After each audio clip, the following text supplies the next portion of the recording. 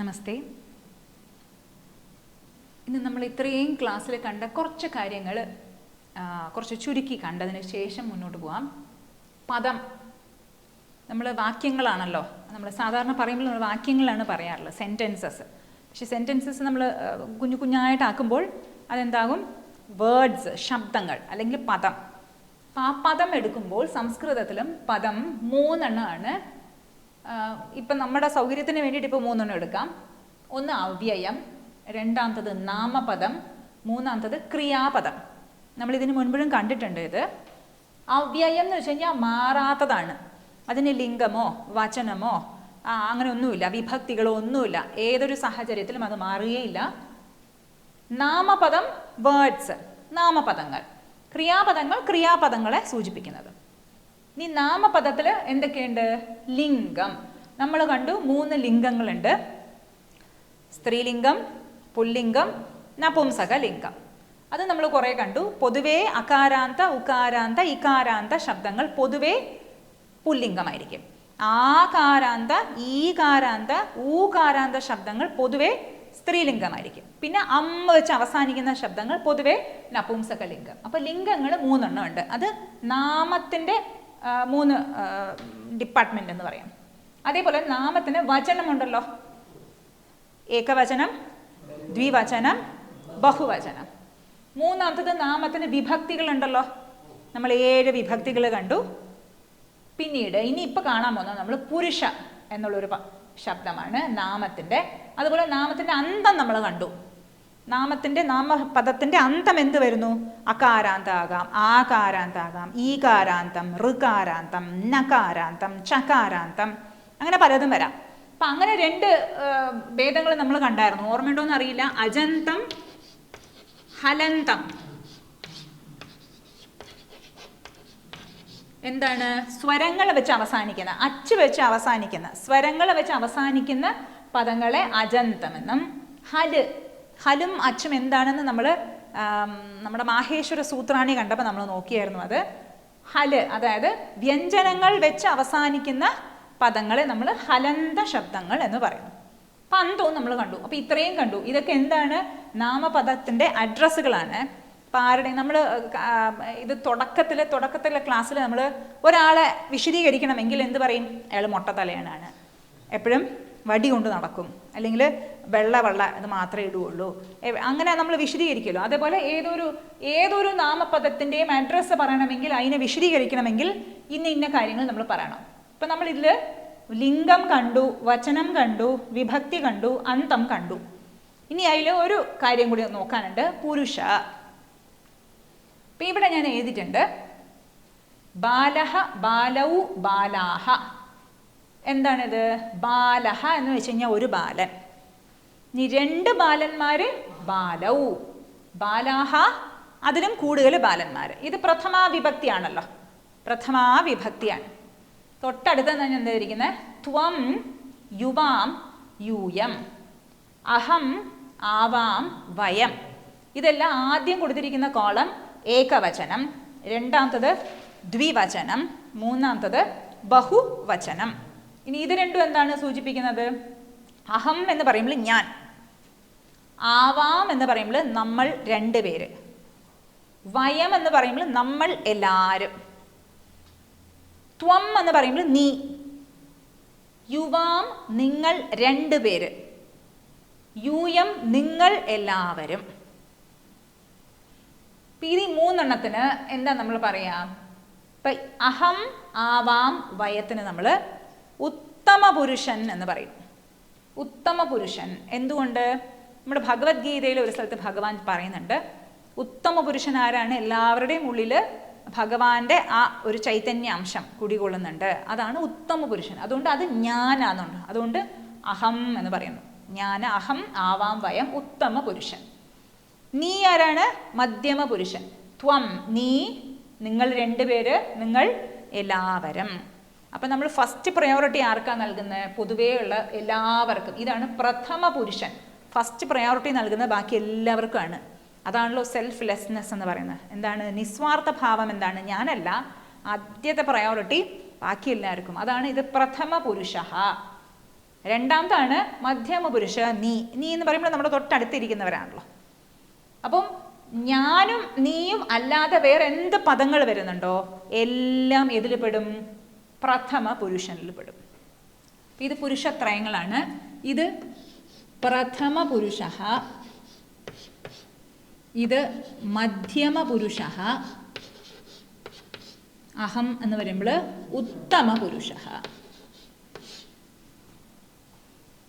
ഇനി ഈ പ്രഥമ പുരുഷ എന്ന് വരുന്നതിൽ ലിംഗങ്ങൾ വരും. ഇപ്പൊ ബാലഹ എന്ന് പറയുമ്പോൾ ഏത് ലിംഗമാണ്? പുല്ലിംഗമാണ്. ലത എന്ന് വരുമ്പോൾ ആകാരാന്ത സ്ത്രീലിംഗമാണ്.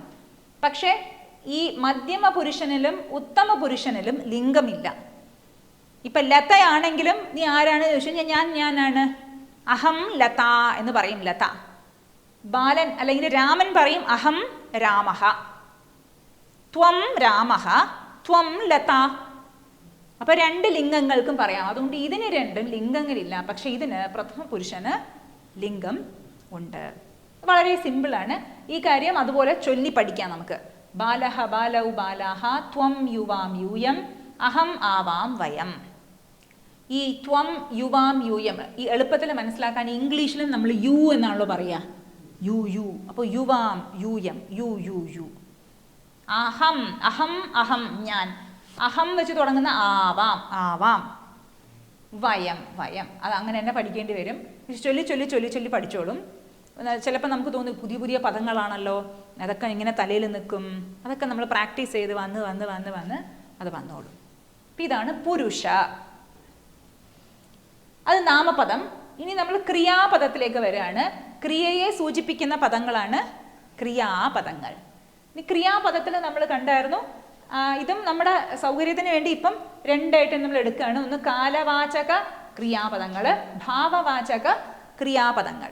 കാലത്തിനെ സൂചിപ്പിക്കുന്നത് കാലവാചക ക്രിയാപദങ്ങൾ, ഭാവത്തിനെ സൂചിപ്പിക്കുന്നത് ഭാവവാചക ക്രിയാപദങ്ങൾ. നമ്മൾ കാലവാചക ക്രിയാപദങ്ങളൊന്നും നമ്മൾ കണ്ടു. വർത്തമാനകാലം. ഇപ്പൊ പശ്യതി, ചലതി, സ്മരതി, ലിഖതി എല്ലാം വർത്തമാനകാലത്തിൽ കാലത്തിനെ സൂചിപ്പിക്കുന്നത് കൊണ്ട് അത് കാലവാചക. ഭാവവാചകത്തിന്റെ ഒരു ഉദാഹരണം നമ്മൾ കണ്ടു. എന്താണ്? പശ്യതു, ലിഖതു, ഉപവിശതു. പ്രാർത്ഥനാർത്ഥി, അതായത് റിക്വസ്റ്റ്. അത് എന്താണ്? ഭാവവാചക ക്രിയാപദങ്ങൾ. ഇനി ക്രിയാപദങ്ങൾക്കും വചനമുണ്ട്, പുരുഷ ഉണ്ട്. അതാണ് നമ്മളിപ്പോൾ കാണാൻ പോകുന്നത്. അതും വളരെ ലളിതമാണ്. പക്ഷേ ക്രിയാപദങ്ങൾക്ക് അന്തം അങ്ങനെ ഇല്ല. നമ്മുടെ ഈ നാമപദങ്ങളെ അന്തം വെച്ചിട്ട് നമ്മൾ വേർതിരിച്ചുവല്ലോ. അതേപോലെ ക്രിയാപദങ്ങൾക്ക് അന്തം അങ്ങനെ ഇല്ല. അതേപോലെ തന്നെ ലിംഗവും ഇല്ല. ഇപ്പം സ്ത്രീലിംഗത്തിനും പുല്ലിംഗത്തിനും നപുംസക ലിംഗത്തിനും ക്രിയാപദങ്ങൾ വേറെ വേറെ വരില്ല, ഒരേപോലെ തന്നെയാണ്. ഇനി നമുക്ക് നോക്കാം എന്തൊക്കെയാണ് വചനമനുസരിച്ചും പുരുഷമനുസരിച്ചും. ഇവിടെ ആദ്യം ഞാൻ വായിക്കാം. ചലതി, ചലതഃ, ചലന്തി, തി, തഃ, ന്തി. ചലസി, ചലഥഃ, ചലഥ. അപ്പോൾ സി, ഥഃ, ഥ. ചലാമി, ചലാവഹ, ചലാമഹ. അപ്പോൾ ആമി, ആവഹ, ആമഹ. ഇതിൽ ആദ്യത്തെ കോളം ഏകവചനം, രണ്ടാമത്തത് ദ്വിവചനം, മൂന്നാമത്തത് ബഹുവചനം. പുരുഷം എങ്ങനെയാണ് ഞാൻ പറഞ്ഞു. ഇതിൽ പുരുഷനുണ്ട്, വചനമുണ്ട്. വചനം നമ്മൾ കണ്ടു. പുരുഷ ഇവിടെ എഴുതിയിട്ടുണ്ടല്ലോ നമ്മൾ 3 പുരുഷന്മാര്. അപ്പം അതിൽ ആദ്യത്തെ ബാലഹ ബാലൗ ബാലാഹ, അതിന് യോജിച്ചതാണ് ആദ്യത്തെ വരുന്നത്. ബാലഹ ചലതി, ബാലൗ ചലതഃ. അപ്പോൾ തഹ വരുമ്പോൾ ഓർക്കണം അവിടെ 2 പേരുണ്ട്. 2 ബാലന്മാർ ചലിക്കുന്നു. ബാലാഹ ചലന്തി. ത്വം എന്ന് വരുമ്പോൾ ചലസി, ത്വം ചലസി. യുവാം ചലഥഃ, യൂയം ചലഥ. അഹം ചലാമി. ആവാം വാ വരുന്നുണ്ട് ചലാവഹ. വയം ചലാമഹ. ഇതാണ് 3 പുരുഷൻ. ഇത് പ്രഥമ പുരുഷൻ, ഇത് മധ്യമ പുരുഷൻ, ഇത് ഉത്തമ പുരുഷൻ. ഇനി കുറച്ച് ഉദാഹരണങ്ങൾ ചൊല്ലി നോക്കാം. ക്രീഡ് എന്ന ധാതു ഈ ക്രിയാപദത്തിൻ്റെ റോ മെറ്റീരിയൽ എന്ന് പറയാം ധാതു. അതാണ് ഇവിടെ എഴുതിയിരിക്കുന്നത് ക്രീഡ്. ഇപ്പൊ ക്രീഡ് ഉപയോഗിച്ച് നമ്മൾ ഈ അവസാനത്തെ പദം ക്രീഡതി, ക്രീഡതഃ, ക്രീഡന്തി, ക്രീഡസി, ക്രീഡഥഃ, ക്രീഡഥ, ക്രീഡാമി, ക്രീഡാവഹ, ക്രീഡാമഹ. അതേപോലെ നമ, നമതി എന്നുള്ളതിന് അപ്പോൾ ഇവിടെ നമതി, നമതഃ, നമന്തി, നമസി, നമഥഃ, നമഥ, നമാമി, നമാവഹ, നമാമഹ. ഇനിയുണ്ട് കുറച്ച് എക്സാമ്പിൾ എഴുതി വെച്ചിട്ടുണ്ട്. നമ്മളത് എഴുതി പഠിച്ചാൽ പെട്ടെന്ന് വന്നോളും. അട്ട് ധാതു, അട്ടനം, ഇപ്പൊ പര്യടനം, തീർത്ഥാടനം എന്ന് പറയുമല്ലോ നമ്മൾ. അട്ടനം നടക്കുക, ചരിക്കാം, പോവുക. അതുപോലെ രക്ഷ, രക്ഷിക്കാം. ധാവ്, ഓടുക. വസ്, വസിക്കാം. അപ്പൊ നമ്മൾ അട്ട് എടുക്കാം. അട്ട, അടതി, അടതഃ, അടന്തി, അടസി, അടഥഃ, അടഥ, അടാമി, അടാവഹ, അടാമഹ. രക്ഷ, രക്ഷതി, രക്ഷതഃ, രക്ഷന്തി, രക്ഷസി, രക്ഷതഃ, രക്ഷഥ, രക്ഷാമി, രക്ഷാവഹ, രക്ഷാമഹ. ധാവ, ഓടുക. ധാവതി, ധാവതഃ, ധാവന്തി, ധാവസി, ധാവതഃ, ധാവഥ, ധാവാമി, ധാവാവഹ, മഹ. ഇനി വസ് വെച്ചിട്ട് പറയുമ്പോൾ നമ്മൾ അതിൻ്റെ സബ്ജക്റ്റും കൂടി പറയണം. ഇത് ക്രിയാപദമാണല്ലോ, അപ്പൊ ഇത് വെച്ചിട്ട് പറയണം. ബാലഹ വസ, വസ്, വസിക്കുന്നു. ബാലഹ വസതി, ബാലൗ വസതഃ, ബാലാഹ വസന്തി, ത്വം ചലല, വസ്, വസ്, വസസി, യുവാം വസഥഃ. ഇവിടെ കുത്തുണ്ട്. വസഥഃ, യൂയം വസഥ, ന ഇല്ല, വസഥ.